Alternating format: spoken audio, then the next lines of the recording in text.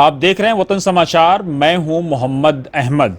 वक्फ amendment bill जो parliament के पिछले सेशन में जो आया था, उसके बाद जॉइंट पार्लियामेंट्री कमेटी को भेज दिया गया। जॉइंट पार्लियामेंट्री कमेटी ने 13 सितंबर तक इस पर ऑब्जेक्शंस लोगों से मांगी थी, लोग अपनी राय दें। सरकार इसको लेकर के सवालों में घिरी हुई थी। कहा यह जाता है कि 11 सालों में पहली बार प्रधानमंत्री मोदी की नेतृत्व वाली सरकार ने मुसलमानों से रिलेटेड कोई ऐसा बिल था जिसको जॉइंट पार्लियामेंट्री कमेटी को भेजा। जॉइंट पार्लियामेंट्री कमेटी में मुस्लिम परस्ता बोर्ड समेत तमाम ऑर्गेनाइजेशंस देश भर से लोगों ने ऑब्जेक्शंस भेजे। वसीम साहब जो इस्लामिक स्कॉलर हैं, उन्होंने एक अपने फेसबुक वॉल पर पोस्ट लिखा कि लोगों से कहा यह गया था कि 13 सितंबर तक 50 लाख एप्लीकेशन भेजें, लेकिन उसके बाद उनका पोस्ट 11 घंटा पहले आया, बल्कि कि 2 करोड़ दरखास्तें लोगों को भेजी जा चुकी हैं, इसी खबर है। और उसके बाद अब जो ये आई है, उन्होंने पोस्ट किया है 3 करोड़ दरखास्तें जॉइंट पार्लियामेंट्री कमेटी को भेजी जा चुकी हैं। जाहिर सी बात है, एक अवेयरनेस है, एक लोगों का एक मैसेज देने का अपना तरीका है। ऑल इंडिया कौमी तंजीम, पूर्व केंद्रीय मंत्री, लोकसभा सांसद तारिक अनवर के नेतृत्व वाली ऑर्गेनाइजेशन ने भी अपने ऑब्जेक्शंस दर्ज कराए हैं। 2700 समथिंग वर्ड में ये ऑब्जेक्शंस भेजा गया है।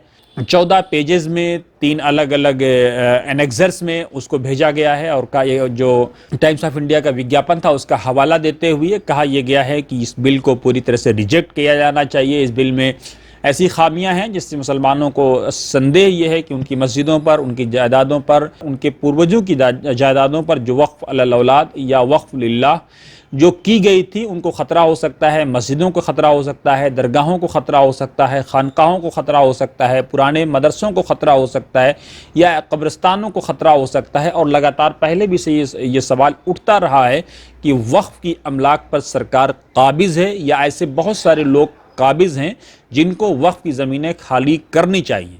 अगर सरकार को कुछ बिल लाना है तो स्टेक होल्डर से बात करें। ऑल इंडिया कौमी तंजीम की तरफ से अपने ऑब्जेक्शन में ये कहा गया है कि सरकार पहले लोगों को विश्वास में ले, लोगों के साथ बातचीत करके, संवाद करके बिल का मसौदा तैयार करे। इस डेलीगेशन का नेतृत्व पूर्व केंद्रीय मंत्री और लोकसभा सांसद तारिक अनवर ने किया, जिसमें परवेज़ मियाँ जो दिल्ली के चेयरमैन हैं और जो जनरल सेक्रेटरी नेशनल हैं हिदायतुल्लाह जंटर, और उनके साथ कुछ और लोग भी मौजूद थे। क्या कुछ होगा यह देखना बड़ा दिलचस्प होगा। 13 सितंबर आज आखिरी तारीख थी। वसीम साहब की माने तो 3 करोड़ दरखास्तें लगभग जा चुकी हैं। ऑब्जेक्शंस की लोगों ने अपनी बातें रखी हैं, लेकिन हम अपने दर्शकों को ये बता दें कि जॉइंट पार्लियामेंट्री कमेटी की जो सिफारिशात हैं, कोई ज़रूरी नहीं है कि सरकार उसको मानने के लिए बाध्य हो। पूर्व सांसद शाहिद सिद्दीकी ने भी इस पर अपना ऑब्जेक्शन दर्ज करते हुए कहा है कि जेपीसी यानी जॉइंट पार्लियामेंट्री कमेटी किसी झुंझुने से कम नहीं है। लेकिन सवाल यह है कि कम से कम सरकार ने चिराग पासवान, चंद्रबाबू नायडू और साथ ही नीतीश कुमार जैसे लोगों के दबाव में जेपीसी तो बनाया। अब जेपीसी के बाद जो जेपीसी रिकमेंडेशन देगी उसका क्या होगा, क्योंकि खबर यह भी आई है कि इंडिया इस्लामिक कल्चर सेंटर का जो डेलीगेशन था उसको पहले मिलने का समय 1 बजे का दिया गया बीते रोज़। उसके बाद खबर यह आई कि मिलने का समय नहीं दिया गया, या मिलने के समय को कैंसिल कर दिया गया और उनसे रिटर्न में एप्लीकेशन मांग ली गई। तो क्यों इंडिया इस्लामिक कल्चर सेंटर का डेलीगेशन मिला, पहले मिलने का समय दिया गया, क्यों उसके बाद कैंसिल किया गया? ये कई ऐसे सारे सवाल हैं जिसका जवाब बहरहाल इंडिया इस्लामिक कल्चर सेंटर के लोगों के पास होगा, उनको सामने आकर देना चाहिए। अभी तक सेंटर की तरफ से कोई आधिकारिक बयान जारी नहीं किया गया है।